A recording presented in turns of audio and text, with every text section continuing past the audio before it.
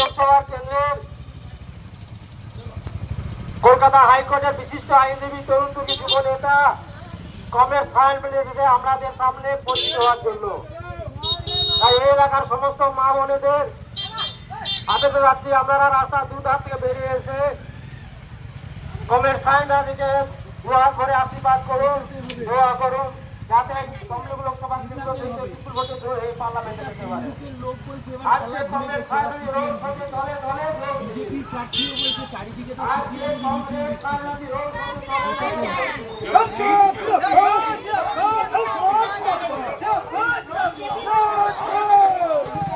Comrade Sayan ব্যানার্জির পথসভায় তলে তলে যোগছে। আমাদের প্রার্থী সায়ন ব্যানার্জি উনাকে ফুল দিয়ে বরণ করেছেন, পুষ্প মালা দিয়ে বরণ করেছেন এই এলাকার তরুণ তুর্কি ছেলে মেয়েরা। ওনাকে সবাই আশীর্বাদ করুন, দোয়া করুন এবং আমাদের এই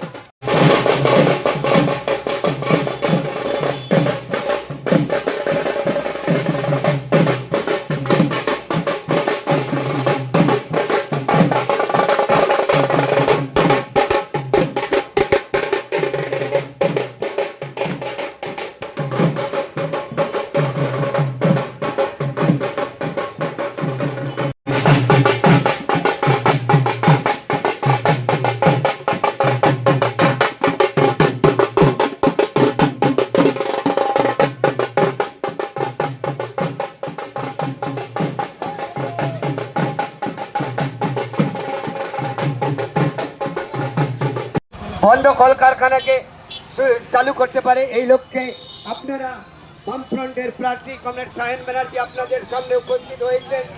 তাই আপনারা আশীর্বাদ করুন। লাইনটা ঠিক করো, লাইনটা ঠিক রাখো না। আরে লাইন করুন না, লাইনটা এলোমেলো হয়ে যাচ্ছে। লাইনটা ঠিক করতে বলে একটু সারিবদ্ধভাবে গেলে একটু ভালো লাগে।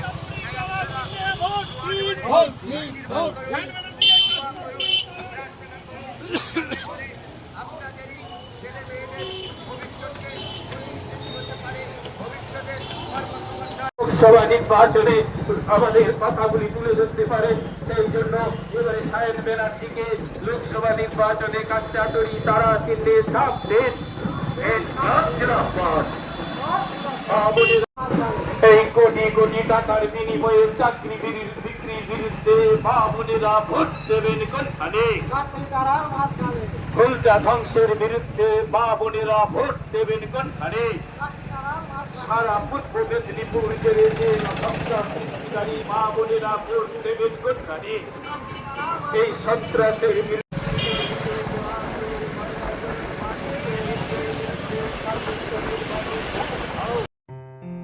আসন্ন লোকসভা নির্বাচনে রাজ্যের প্রতিটি প্রান্তে বামফ্রন্ট প্রার্থীদের জয়ী করুন।